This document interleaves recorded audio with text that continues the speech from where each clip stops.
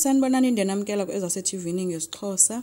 Uzodwa uthethe indaba ngoxolile ukudifa emxelela into ba into angasoza yenza yena kukukhupha isisu ngenxa yoba uMamzobe sithi makasikhuphe.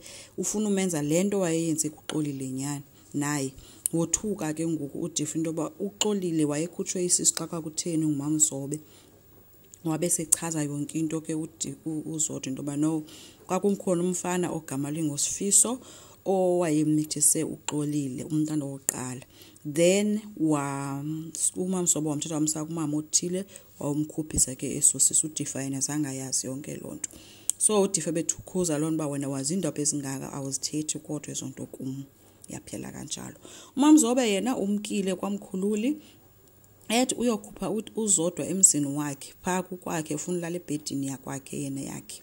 Xa efika ke ufikele kuDifa obebhodla ngumsindo ohlele etafuleni emlindile. Uthethi makahlale phansi wathi uMamzobe akazohlala ufuna uzodwa apho wathi komnye uzawuhlala ke ngoba into endifuna ungichazele yona yile kaxolile uba wena ukhohlakala lokungaka kanti umntanami wamkhuphisa isisu kwakutheni. Wabe sechaza ke uMamzobe ba no yena wayelungiselela isidima sabo enkonzweni and kaloku yena uDifa wayengu right hand man kaMvelase. Wothuka kuDifa into kanti ngexesha singcwabo uxolile ephunyelwe sisiso ethe wazibulala ebhubha nomntana angaphunyelwe sisiso ebhubha nomntana kanti ubungaqala ukumenza lonto umntana mafungwashe wam umkhuphise izisu zazibini. Umama onjani umthetho wakho wamgcwalisela ke ebengasakhali ke uDifa engakhali ethi nje kanti unjani ukhohlakele wathi wena into ezakwenzeka uzawufa njengesiqobo siqhuma umthetho lo wakho. uMamzobe ke bese eqala emncedisa ke ekhala. uDifa kuvela wakhala wajika wathula wathatha ifoni yakhe wafonela abantu wathi cela ifamily meeting. So bafikile ke bonke ke abantu ke emzini kwaDifa bezomamela ke nabantwana uzibuse nonkosikazi yakhe kuzomanyelwa yonke lento yenzekileyo ba kwenzekeni. Uzibuse ke uthe xa eqala uDifa ethi ufuna uchaza into ba no ndifuna uxela ngalomkhohlakala kwalomama uba umuntu onjani.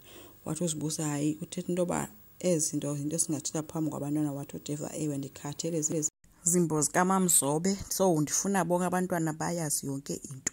Watsho wathetha ke watsho into ba umama wenu lo ngendlela akhohlakele ngayo into awayenzayo waxoka apha waxoka ngonobuntu wathi nobuntu akaselo virgin unobuntu ezawutshata noSiphamandla. Watsho ke ba kungoku unobuntu into entyumpa ke etywaleni unobuntu bengathi hayibo ayisiphakathwayo ngicela ungikhuluma kanjalo. Wathi omnye no ayongxaki ayo fault yakho iproblem ipha kuMamzobe. Watsho wogqiba wathi ke ndizamnika ke chance akazithethele ngokwakhe kokukhohlakala kudala kwenza apha endlini.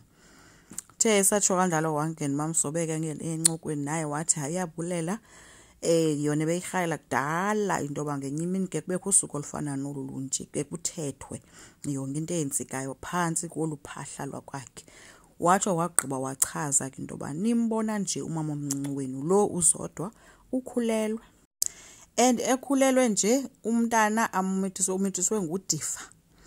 So wabe sesithi wena ke mabusi ungaphindi uthi mama kum ngoba umama wakho nanku eca kwakho kuzodwa. Watsho wathi ewe utata wakho nguDifa kodwa umama wakho yena nguzodwa ungaphinde uthi mama. So wonke umuntu ebekhuphe amehlo bebengalindelanga ba uMamzobe uzawuthetha ngalendlela athethe ngayo. Asazi ke bayizophela laphi kodwa ke inyani ingaphandle umabusi uyayazi ke ngonto ba akazalwa nguMamzobe. Asazi noba uzayibelieve na lonto. Enkosi ngicela siqhubeke subscribe, like, singakhomenta futhi bye.